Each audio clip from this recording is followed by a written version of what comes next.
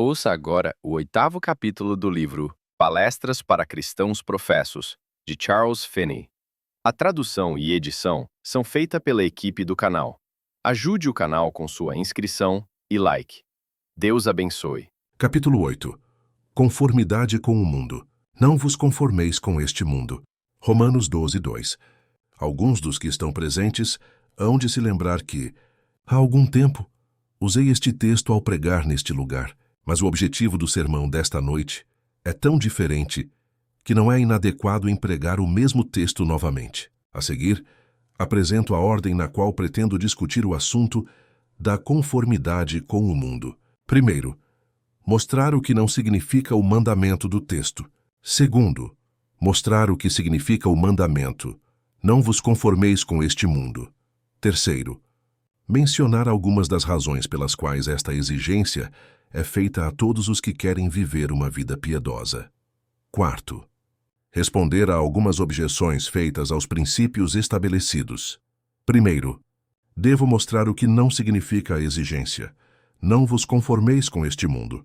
Suponho que não signifique que os cristãos devam se recusar a beneficiar-se das artes úteis, dos avanços e das descobertas do mundo. Não é apenas o privilégio, mas o dever dos amigos de Deus valer-se destes e usar para Deus todas as artes e melhorias realmente úteis que surgem entre a humanidade. Segundo, devo mostrar o que significa a exigência. Significa que os cristãos são obrigados a não se conformar com o mundo nas três coisas seguintes. Menciono apenas estas três, não porque não haja muitas outras coisas em que a conformidade com o mundo é proibida, mas porque estas três classes de coisas são tudo o que tive tempo de examinar esta noite e, além disso, porque estas três são peculiarmente necessárias de serem discutidas no tempo presente. As três coisas são três áreas da vida, nas quais se exige que vocês não se conformem com este mundo. Elas são negócios, moda, política. Em todas estas áreas, exige-se que os cristãos não ajam como o mundo age. Eles não devem receber as máximas, nem adotar os princípios, nem seguir as práticas do mundo. Terceiro, devo mencionar algumas razões para o mandamento. Não vos conformeis com este mundo. De modo algum vocês devem agir pelos mesmos princípios, nem pelos mesmos motivos, nem buscar seu objetivo da mesma maneira que o mundo o faz, seja nas buscas por negócios, ou da moda ou da política. Examinarei estas diversas áreas separadamente. Primeiro, dos negócios. A primeira razão pela qual não devemos nos conformar com este mundo nos negócios é que o princípio do mundo é o do egoísmo supremo. Isso é universalmente verdadeiro na busca por negócios. Todo o curso dos negócios no mundo é governado e regulado pelas máximas do egoísmo supremo e puro. Ele é regulado sem a menor consideração pelos mandamentos de Deus, ou pela glória de Deus, ou pelo bem-estar de seus semelhantes. As máximas de negócios geralmente correntes entre os homens de negócios e os hábitos e costumes dos homens de negócios baseiam-se todos no egoísmo supremo. Quem não sabe que, ao fazer acordos barganhas, os homens de negócios do mundo consultam seu próprio interesse e buscam seu próprio benefício, e não o benefício daqueles com quem negociam? Quem já ouviu falar de um homem de negócios mundano fazendo acordos e realizando negócios para o benefício daqueles com quem negociava? Não é sempre para seu próprio benefício. E devem os cristãos fazer o mesmo? Exige-se deles que ajam pelo princípio exatamente oposto a este. Ninguém busque o proveito próprio, antes cada um o que é de outrem. 1 Coríntios 10:24. Exige-se deles que copiem o exemplo de Jesus Cristo. Ele alguma vez fez acordos para sua própria vantagem? E podem seus seguidores adotar o princípio do mundo, um princípio que contém em si as sementes do inferno. Se os cristãos devem fazer isso, não é a coisa mais utópica da terra supor que o mundo algum dia será convertido ao Evangelho.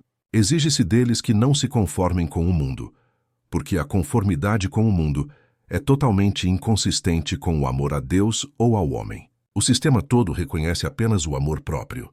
Percorra todas as classes de homens de negócios, desde o homem que vende doces na calçada da esquina da rua, até o maior comerciante atacadista ou importador dos Estados Unidos, E você descobrirá que uma máxima perpassa tudo: comprar o mais barato possível e vender o mais caro possível.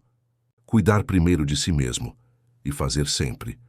Até onde as regras da honestidade permitirem, tudo o que promoverá seus próprios interesses, não importa o que aconteça, com os interesses dos outros. Os homens ímpios não negarão que estas são as máximas sobre as quais os negócios são feitos no mundo. O homem que segue este curso é universalmente considerado como alguém que faz negócios segundo os princípios de negócios. Agora são estas máximas consistentes com a santidade, com o amor a Deus ou o amor ao homem, com o espírito do Evangelho ou o exemplo de Jesus Cristo.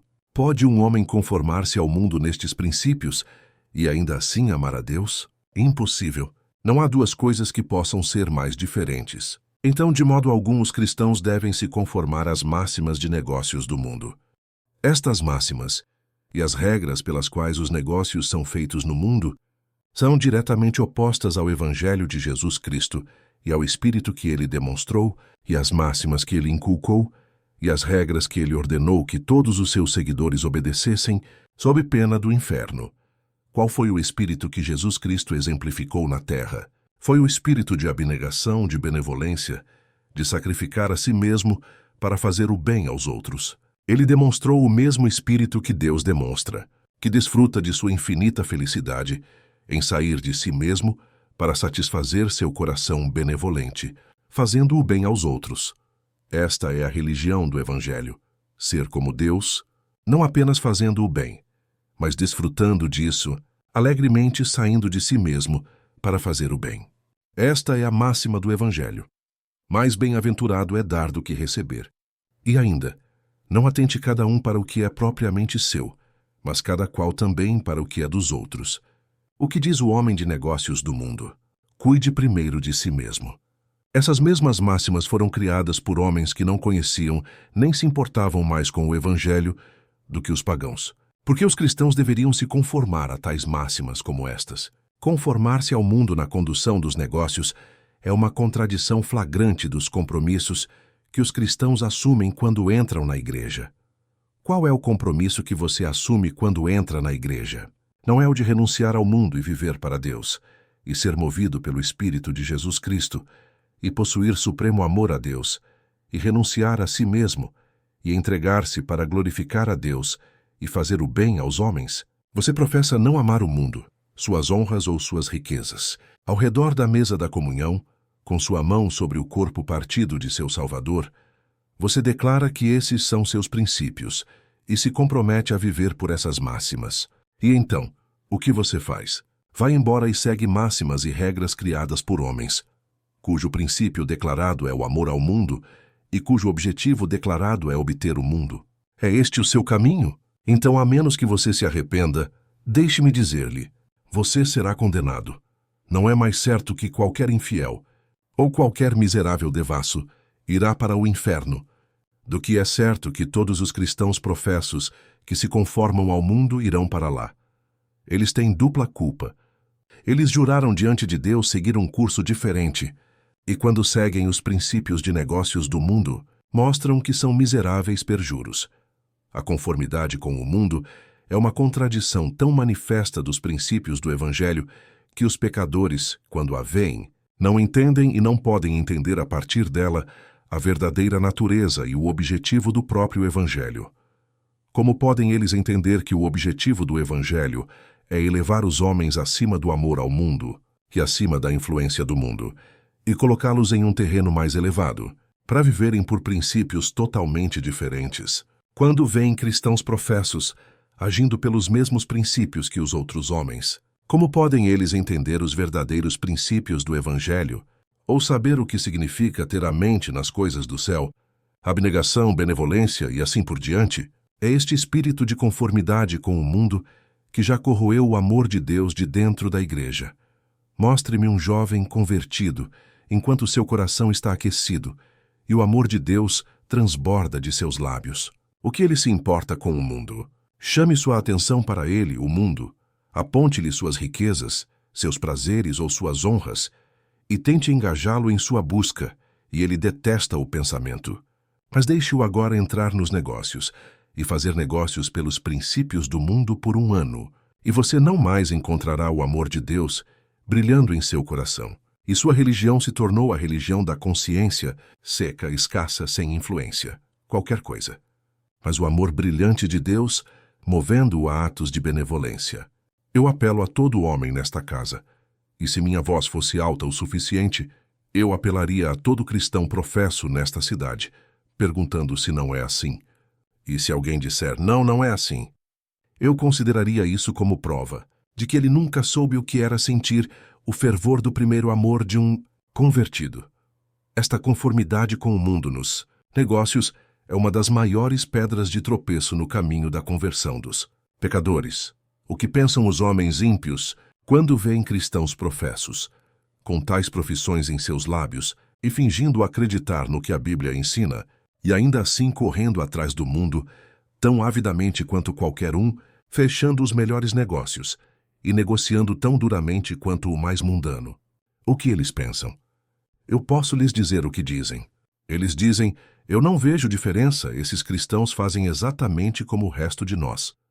Eles agem pelos mesmos princípios, cuidam de si mesmos com a mesma agudeza, negociam tão duramente e conseguem juros tão altos quanto qualquer um. E deve ser dito que estas não são coisas das quais o mundo acusa os cristãos caluniosamente. É um fato notório que a maioria dos membros da igreja corre atrás do mundo, ao que parece com o mesmo espírito, pelas mesmas máximas e no mesmo grau que os ímpios o fazem, mesmo aqueles que mantêm uma reputação de retidão e humanidade. O mundo diz, olhe para a igreja, não vejo como eles sejam melhores do que eu. Eles vão tão longe quanto eu vou atrás do mundo. Se os cristãos professos agem pelos mesmos princípios que os homens mundanos, tão certo como vive o Senhor, eles terão a mesma recompensa. Eles estão registrados no livro de memórias de Deus como hipócritas repugnantes, fingindo ser amigos de Deus enquanto amam o mundo. Pois quem ama o mundo é inimigo de Deus. Eles professam ser governados por princípios diretamente opostos aos do mundo e, se fazem as mesmas coisas que o mundo, são hipócritas. Outra razão para a exigência, não vos conformeis com este mundo, é a influência imensa, benéfica e instantânea que haveria se todos fizessem negócios pelos princípios do Evangelho. Apenas virem o jogo e deixem os cristãos fazerem negócios por um ano pelos princípios do Evangelho. Isso abalaria o mundo. Isso ressoaria mais alto que o trovão.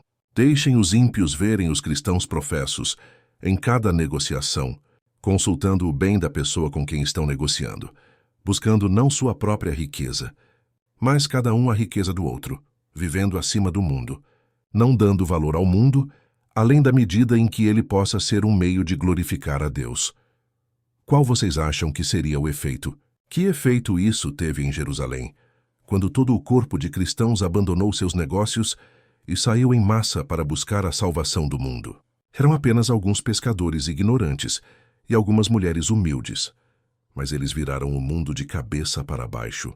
Que a igreja viva assim agora, e isso cobriria o mundo de vergonha e o sobrecarregaria com convicções de pecado. Apenas deixem-nos ver a igreja vivendo acima do mundo e fazendo negócios pelos princípios do Evangelho, buscando não seus próprios interesses, mas os interesses de seus semelhantes, e a infidelidade esconderia sua cabeça, a heresia seria expulsa da igreja, e este espírito encantador e abençoado de amor cobriria o mundo como as ondas do mar. Segundo, da moda. Por que se exige que os cristãos não sigam as modas do mundo? Porque está diretamente em guerra contra o espírito do Evangelho, e é ocupar-se com as coisas terrenas. O que é ocupar-se com as coisas terrenas, senão seguir? As modas do mundo que, como uma maré, estão continuamente indo e vindo, e flutuando em suas formas e mantendo o mundo em contínua mudança. Há muitos homens de grandes negócios no mundo, e homens ricos, que pensam que não se importam com as modas. Eles estão ocupados com outra coisa, e confiam as modas inteiramente ao seu alfaiate, partindo do princípio de que ele fará tudo certo. Mas repare, se ele fizesse uma roupa fora de moda, você veria que eles de fato se importam com as modas, e nunca mais empregariam aquele alfaiate. Ainda assim, no momento, seus pensamentos não estão muito nas modas. Eles têm um objetivo mais elevado em vista, e acham que está abaixo da dignidade de um ministro pregar sobre modas. Eles ignoram o fato de que, para a maior parte da humanidade, a moda é tudo. A maior parte da comunidade não é rica e nem espera ser, mas eles olham para o mundo, buscando a capacidade de ter uma aparência respeitável e de criar suas famílias de maneira respeitável, isto é, seguir as modas. 9/10 da população nunca almejam nada mais elevado do que fazer como o mundo faz, ou seguir as modas. Para isso, eles tensionam cada nervo, e é nisso que eles colocam seus corações, e é para isso que vivem. O comerciante e o homem rico enganam a si mesmos. Portanto, se supõem que a moda é algo pequeno. A grande massa do povo se ocupa disso. Suas mentes estão fixas nisso. A coisa que buscam na vida é ter suas roupas, equipagem, mobília e assim por diante, como as outras pessoas na moda, ou respeitáveis, como chamam. Conformar-se ao mundo é contrário à sua profissão de fé. Quando as pessoas se unem à igreja, elas professam abandonar o espírito que dá origem às modas. Elas professam renunciar às pompas e vaidades do mundo, arrepender-se de seu orgulho, seguir o manso e humilde Salvador, viver para Deus. E agora, o que elas fazem? Você frequentemente vê cristãos professos irem ao extremo da moda. Nada as satisfaz que não esteja no auge da moda, e uma costureira cristã que se opõe conscienciosamente a seguir as modas não consegue ganhar seu pão. Ela não consegue emprego, mesmo entre as senhoras cristãs professas, a menos que siga as modas em todas as suas incontáveis mudanças. Deus sabe que é assim, e elas, as costureiras, precisam abandonar sua profissão se sua consciência não lhes permite seguir as mudanças da moda. Esta conformidade é uma aprovação ampla e completa do espírito do mundo. O que é que está na base de todo esse cenário mutável? Qual é a causa que produz toda essa exibição espalhafatosa, ostentação e alarde? É o amor pelo aplauso. E quando os cristãos seguem as mudanças da moda, eles declaram que tudo isso é inocente. A todo esse desperdício de dinheiro, tempo e pensamento, a todo esse alimentar e nutrir da vaidade e do amor ao aplauso, a igreja põe seu selo quando se conforma ao mundo. Na verdade, além disso, outra razão é que, ao seguir as modas do mundo, os cristãos professos mostram que, de fato, amam o mundo. Eles mostram isso por sua conduta, assim como os ímpios mostram pela mesma conduta. Como agem da mesma forma, dão evidência de que são movidos por um só princípio, o amor pela moda.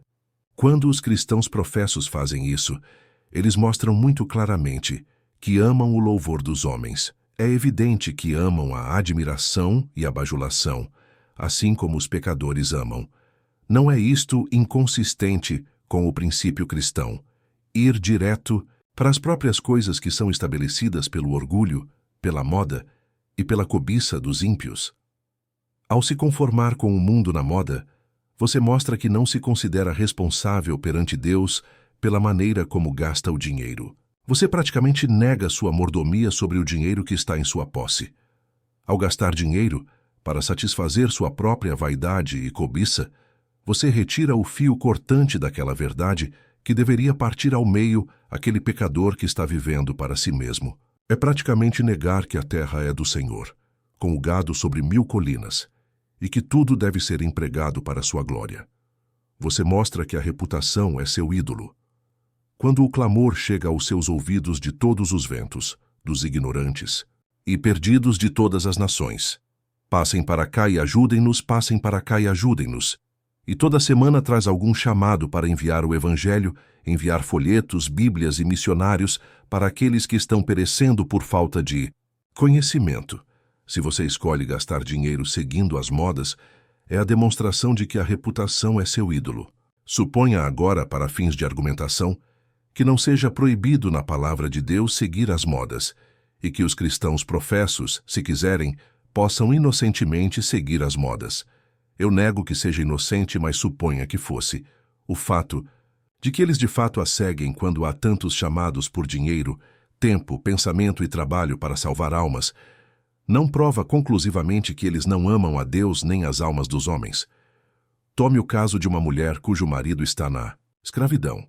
e ela está tentando juntar dinheiro suficiente para a redenção dele. Lá está ela, trabalhando duro e economizando, levantando-se cedo e indo dormir tarde, e comendo o pão da frugalidade, porque seu marido, o pai de seus filhos, o amigo de sua juventude, está na escravidão. Agora, vá a essa mulher e diga-lhe que é inocente da parte dela seguir as modas, vestir-se e exibir-se como suas vizinhas. Ela o fará, por que não? Ela não deseja fazê-lo. Ela mal comprará um par de sapatos para seus pés. Ela lamenta quase o pão que come, tão focada está ela em seu grande objetivo. Agora, suponha que uma pessoa amasse a Deus e as almas dos homens e o reino de Cristo. Ela precisaria de uma proibição expressa de Deus para impedi-la de gastar seu dinheiro e sua vida seguindo a moda? Não, de fato.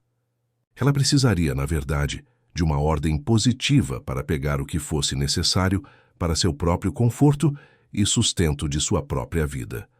Tome o caso de Timóteo. Ele precisou de uma proibição para impedi-lo de se entregar ao uso do vinho.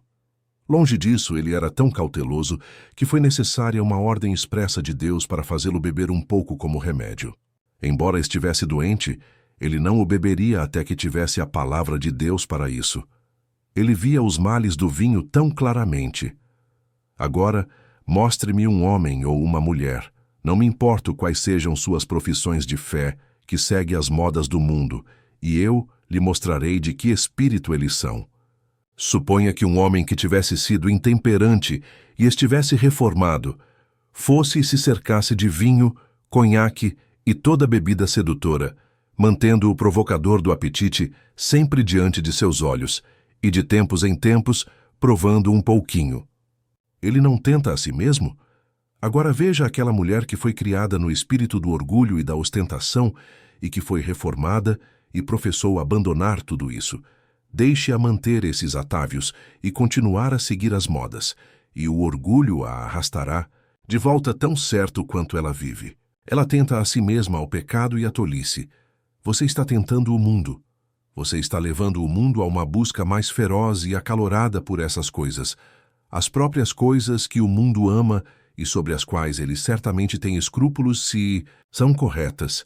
Os cristãos professos aderem e seguem. E assim tentam o mundo a continuar na busca daquilo que destruirá suas almas no inferno. Ao seguir as modas, você está tentando o diabo a tentá-lo. Quando você segue as modas, você abre seu coração para ele.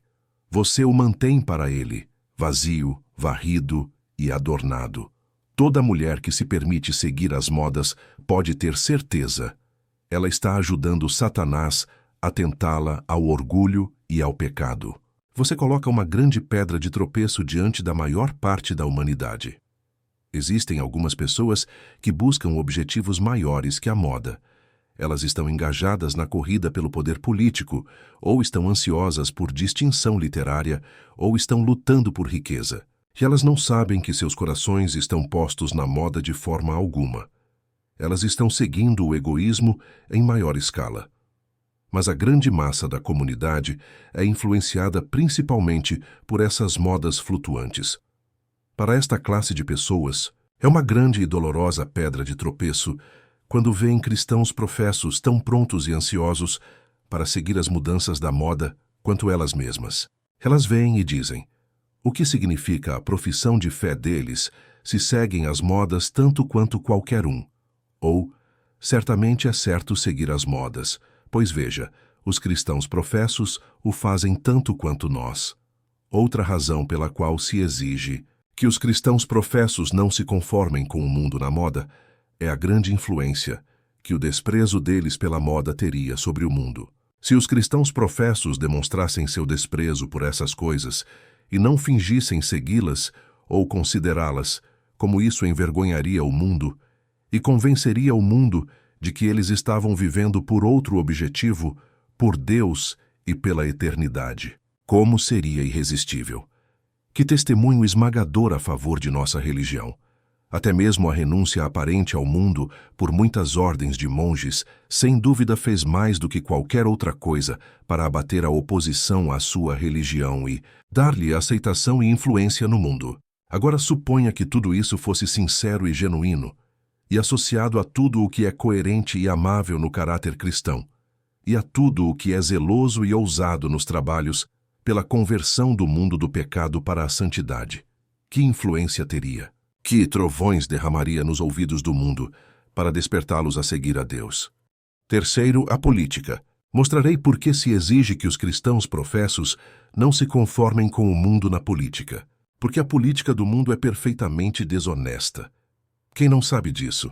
Quem não sabe que é a política proposta por todo partido encobrir os defeitos de seu próprio candidato e as boas qualidades do candidato oponente? E isso não é desonesto? Cada partido apresenta seu candidato como uma obra de perfeição e então visa chegar ao poder por quaisquer meios, lícitos ou ilícitos. Nenhum homem pode ser um homem honesto se está comprometido com um partido.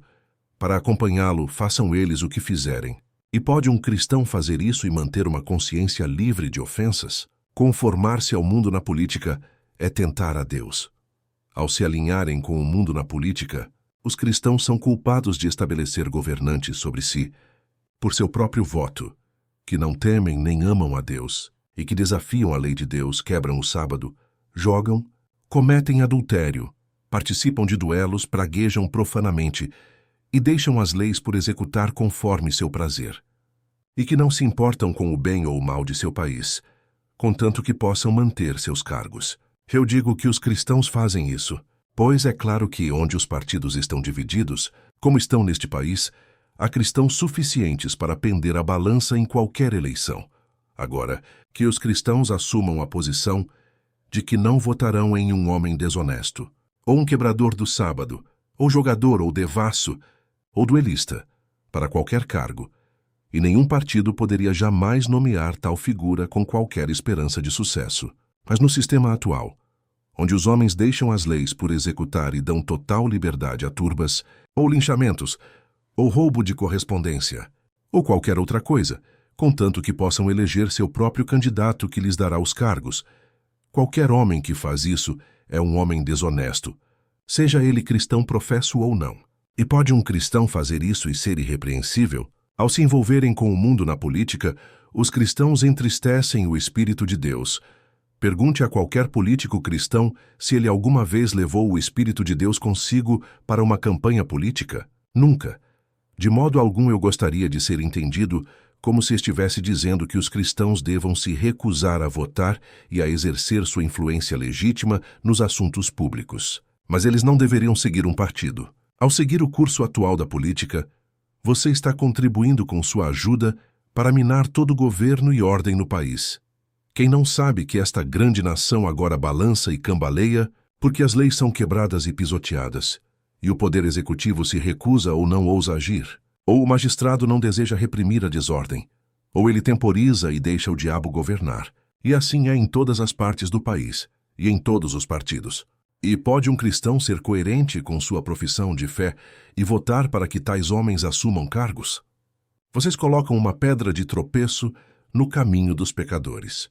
O que pensam os pecadores quando veem cristãos professos agindo como eles em suas medidas políticas, que eles mesmos sabem ser desonestas e corruptas? Eles dizem: nós entendemos o que estamos fazendo, estamos atrás de cargos, estamos determinados a levar nosso partido ao poder, estamos buscando nosso próprio interesse.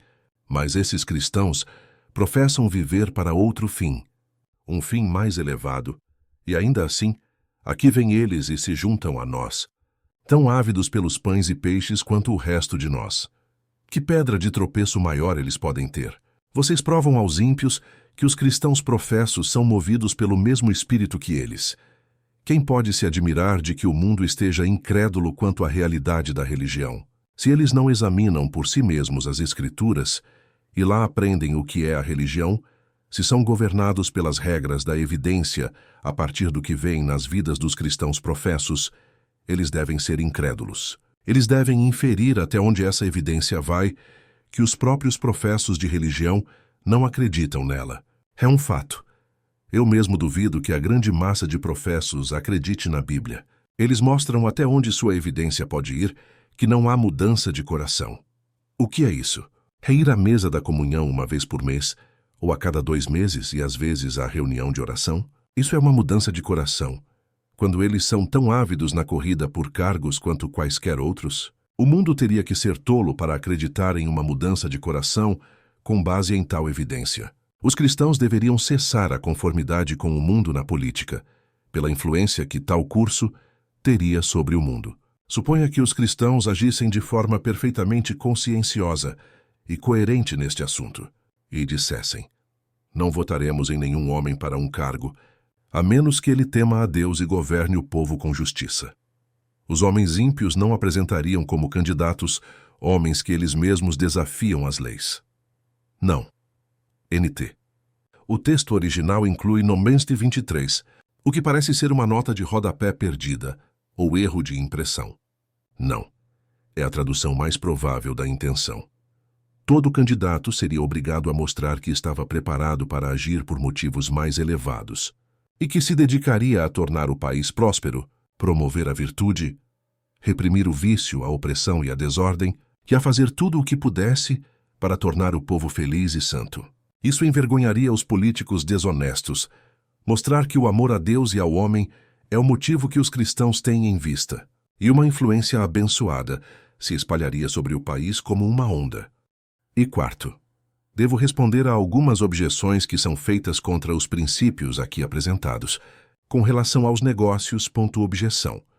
Se não conduzirmos os negócios pelos mesmos princípios pelos quais os homens ímpios o fazem, não poderemos competir com eles, e todos os negócios do mundo cairão nas mãos dos ímpios. Se conduzirmos nossos negócios para o bem dos outros, se comprarmos e vendermos pelo princípio de não buscar nossa própria riqueza, mas a riqueza daqueles com quem negociamos, não poderemos sustentar uma competição com os homens mundanos, e eles ficarão com todos os negócios. Que fiquem com eles, então. Você pode se sustentar com sua indústria em alguma ocupação mais humilde e deixar os homens mundanos fazerem todos os negócios. Objeção. Mas então, como conseguiríamos dinheiro para propagar o Evangelho? Uma igreja santa, que agisse pelos princípios do Evangelho, propagaria o Evangelho mais rápido do que todo o dinheiro que já existiu em Nova York, ou que jamais existirá. Dê-me uma igreja santa, que vivesse acima do mundo, e a obra da salvação rolaria mais rápido do que com todo o dinheiro da cristandade. Objeção. Mas precisamos gastar muito dinheiro para formar um ministério educado.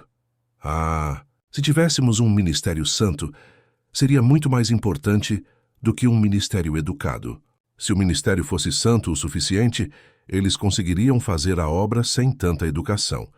Deus me livre de desvalorizar um ministério educado. Que os ministros sejam educados o melhor que puderem, quanto mais melhor, desde que sejam santos o suficiente. Mas é tudo uma farsa supor que um ministério letrado possa converter o mundo. Que o ministério tenha o espírito de oração, que o batismo do Espírito Santo esteja sobre eles, e eles propagarão o Evangelho.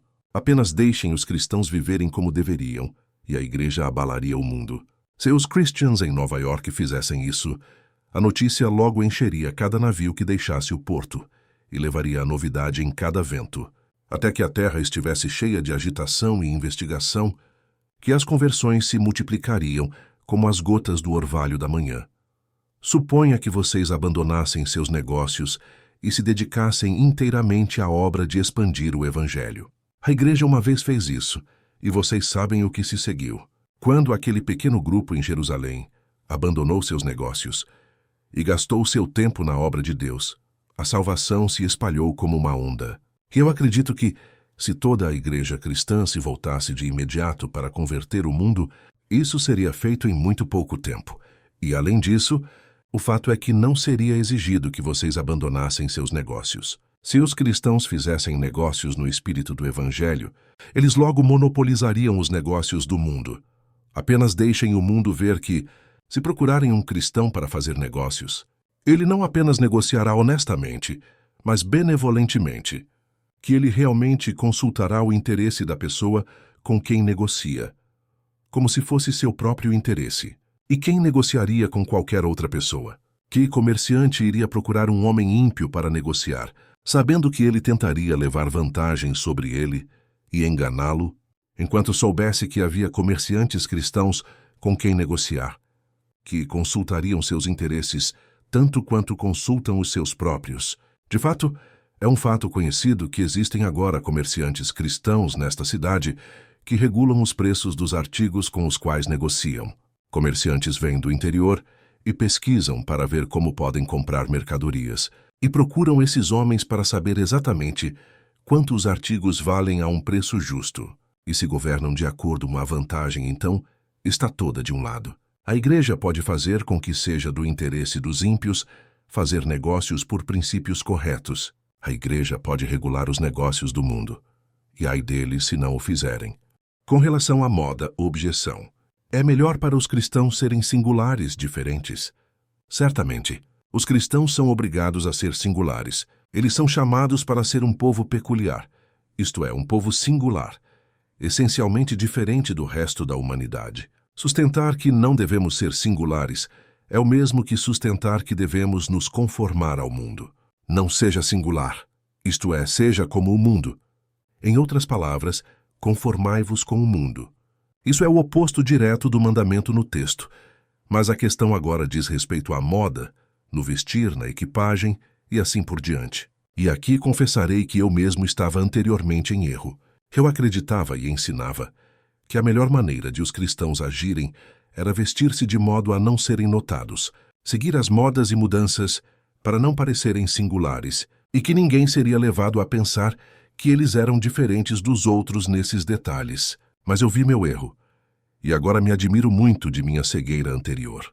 É seu dever vestir-se de forma tão simples a ponto de mostrar ao mundo que vocês não depositam nenhum tipo de confiança nas coisas da moda e não dão valor algum a elas, mas as desprezam e negligenciam completamente. Mas a menos que vocês sejam singulares, a menos que se separem das modas do mundo, vocês mostram que de fato as valorizam. Não há maneira pela qual vocês possam dar um testemunho adequado por suas vidas contra as modas do mundo, a não ser vestindo-se com simplicidade. Não quero dizer que devam estudar a singularidade, mas que devem consultar a conveniência e a economia. Embora isso possa ser singular, objeção. Mas se nos vestirmos com simplicidade, já a atenção das pessoas será atraída para isso. A razão disso é esta: tão poucos o fazem que é uma novidade, e todo mundo fica olhando quando vê um cristão professo tão rigoroso a ponto de desprezar as modas. Que todos o façam, e a única coisa que você mostrará com isso é que você é um cristão e não deseja ser confundido com os ímpios. Não teria um impacto sobre o orgulho do mundo se todos os cristãos nele estivessem unidos em dar um testemunho prático contra sua vã ostentação. Objeção. Mas desta forma vocês afastam demais a religião da multidão. É melhor não estabelecer uma distinção artificial entre a igreja e o mundo. O reverso direto disso é verdadeiro. Quanto mais vocês aproximam a igreja do mundo, mais vocês aniquilam as razões que deveriam estar claras diante do mundo, para que eles mudem de lado e venham para a igreja. A menos que vocês saiam do meio deles e mostrem que não são deles em nenhum aspecto, e levem a igreja tão longe, a ponto de haver um amplo intervalo entre santos e pecadores, como vocês podem fazer os ímpios sentirem que uma mudança tão grande é necessária? Objeção. Mas esta mudança que é necessária é uma mudança de coração. Verdade. Mas uma mudança de coração não produzirá uma mudança de vida? Objeção. Vocês colocarão obstáculos no caminho das pessoas que querem se tornar cristãs. Muitas pessoas respeitáveis ficarão desgostosas com a religião, e se não puderem se vestir como querem e ser cristãs, elas se entregarão totalmente ao mundo. Isso é tão razoável quanto seria para um homem a favor da temperança pensar que deve se embebedar de vez em quando, para evitar desgostar os intemperantes e reter sua influência sobre eles. A verdade é que as pessoas deveriam saber e deveriam ver nas vidas dos cristãos professos que, se abraçarem a religião, devem ser desmamadas do mundo e devem abandonar o amor ao mundo, seu orgulho, ostentação e tolice, e viver uma vida santa, em vigilância, abnegação e benevolência ativa. Objeção. Não é melhor desconsiderarmos isso totalmente e não prestarmos atenção a coisas tão pequenas e deixá-las seguir seu curso, deixar a modista e a costureira fazerem o que quiserem e seguir os usos da sociedade em que vivemos e o círculo em que nos movemos. É esta a maneira de mostrar desprezo pelas modas do mundo. As pessoas normalmente adotam este curso para mostrar desprezo por algo, praticando-o. Ora, a maneira de mostrar sua aversão ao mundo é seguir os costumes e as modas do mundo. Precioso raciocínio este objeção. Não importa como nos vestimos, se nossos corações estão certos, seu coração certo. Então seu coração pode estar certo quando sua conduta está toda errada. Seria o mesmo que o praguejador profano dizer: não importa que palavras eu falo, se meu coração está certo. Não, seu coração não está certo, a menos que sua conduta esteja certa. O que é a conduta exterior senão o agir exterior do coração? Se seu coração estivesse certo, você não desejaria seguir as modas do mundo. Objeção. Qual é o padrão de vestimenta? Não vejo a utilidade de toda a sua pregação e estabelecimento de regras sobre vestimenta simples, a menos que nos dê um padrão. Esta é uma poderosa pedra de tropeço para muitos. Mas para qualquer mente, o assunto é extremamente simples. Tudo pode ser resumido em duas regras simples. Uma é: assegure-se em toda a sua equipagem, vestimenta e mobília de mostrar que você não tem comunhão com os desígnios e princípios daqueles que visam se exibir e ganhar o aplauso dos homens. A outra é: que a economia seja consultada primeiro e depois a conveniência. Siga a economia cristã. Isto é, economize tudo o que puder para o serviço de Cristo. E então, que as coisas sejam tão convenientes quanto a economia cristã permitir. Objeção. Você quer que todos nós nos tornemos Quakers e adotemos suas vestes simples? Quem não sabe que a veste simples dos Quakers lhes conquistou o respeito de toda a parte pensante dos ímpios na comunidade? Agora, se eles tivessem associado a isso o zelo por Deus e o desapego do mundo, e o desprezo pelas riquezas, e o trabalho abnegado pela conversão de pecadores a Cristo, que o Evangelho ordena, e as visões claras do plano de salvação, que o Evangelho inculca, eles teriam há muito tempo convertido o mundo. E se todos os cristãos os imitassem em suas vestes simples, não me refiro ao corte e modelo precisos de suas vestes, mas em uma veste simples, lançando desprezo sobre as modas do mundo. Quem pode duvidar que a conversão do mundo se apressaria? Objeção. Você quer nos transformar todos em metodistas? Quem não sabe que os metodistas, quando eram notados por suas vestes simples e por renunciarem às modas e ostentação do mundo, costumavam ter poder com Deus em oração e que tinham o respeito universal do mundo como cristãos sinceros? E quem não sabe que, desde que deixaram de lado essa peculiaridade e se conformaram ao mundo nas vestes e em outras coisas, e pareceram estar tentando se elevar como denominação e ganhar influência com o mundo, eles estão perdendo o poder da oração? Quisera Deus que eles nunca tivessem derrubado este muro. Era uma das principais excelências do sistema de Wesley ter seus seguidores distinguidos dos outros por uma veste simples. Objeção. Podemos nos orgulhar de uma veste simples tanto quanto de uma veste da moda. Os Quakers são tão orgulhosos quanto nós. Assim, qualquer coisa boa pode ser abusada. Mas isso não é razão para que não deva ser usada, se puder ser demonstrado que é boa. Eu devolvo-lhe a questão ao opositor. Isso é alguma razão para que uma mulher cristã, que teme a Deus e ama as almas dos homens, deva negligenciar os meios que podem causar a impressão de que ela está separada do mundo e derramar desprezo sobre as modas dos ímpios, nas quais eles estão dançando o seu caminho para o inferno? Objeção. Isso é algo pequeno, e não deveria tomar tanto tempo de um ministro no púlpito. Esta é uma objeção frequentemente ouvida de cristãos professos mundanos. Mas o ministro que teme a Deus não será dissuadido por ela. Ele prosseguirá com o assunto, até que tais cristãos professos sejam cortados de sua conformidade com o mundo, ou cortados da igreja.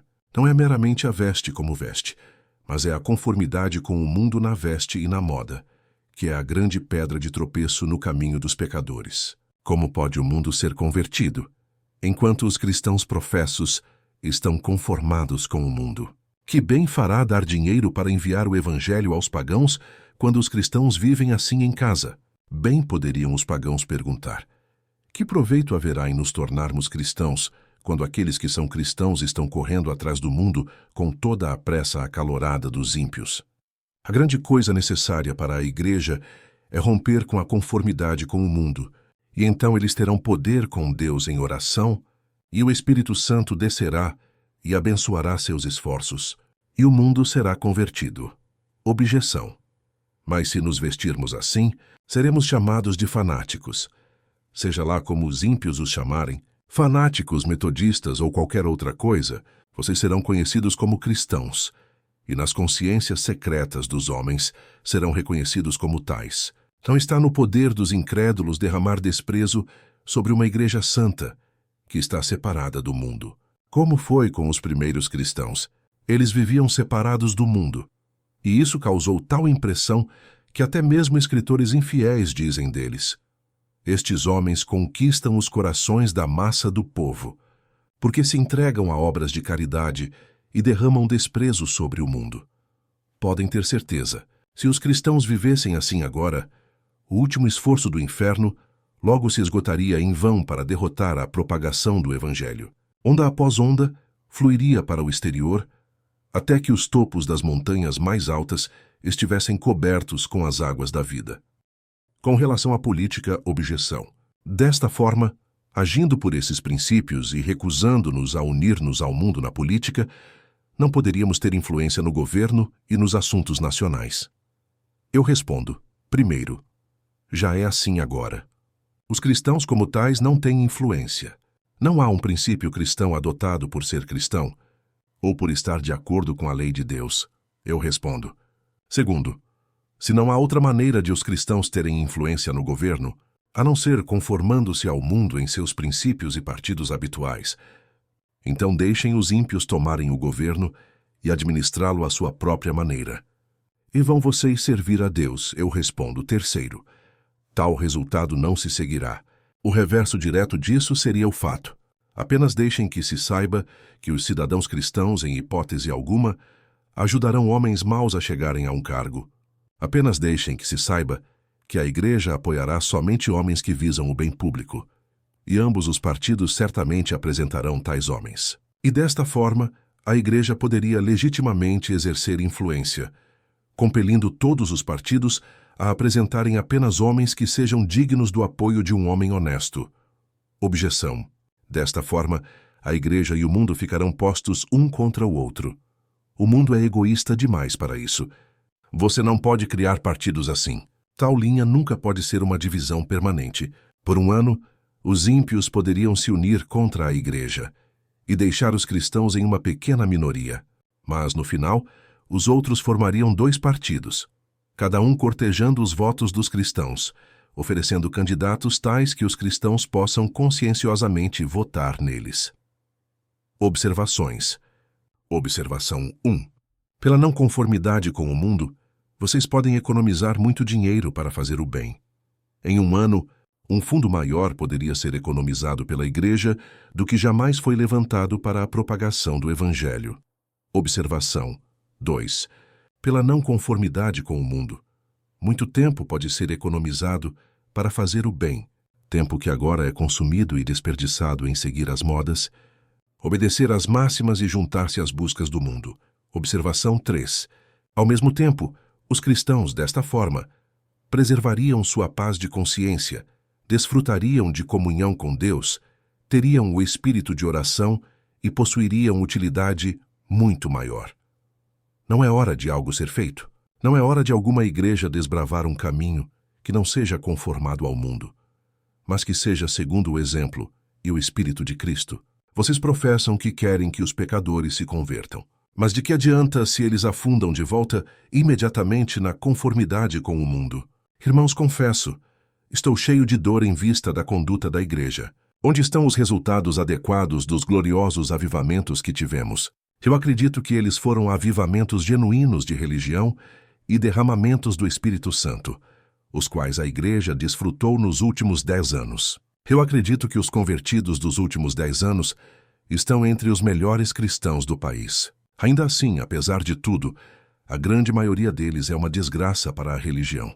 De que adiantaria ter 1000 membros adicionados à igreja para serem exatamente como os que estão nela agora? A religião seria mais honrada por isso, na estima dos homens ímpios? Uma igreja santa, que esteja realmente crucificada para o mundo, e o mundo para ela, faria mais para recomendar o cristianismo do que todas as igrejas do país, vivendo como vivem agora.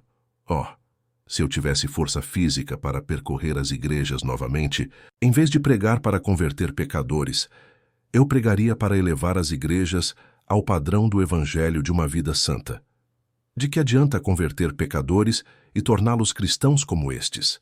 De que adianta tentar converter pecadores e fazê-los sentir que há algo na religião? E quando eles vão negociar com vocês, ou os encontram na rua, vocês contradizem tudo isso e lhes dizem, por sua conformidade com o mundo, que não há nada nela na religião.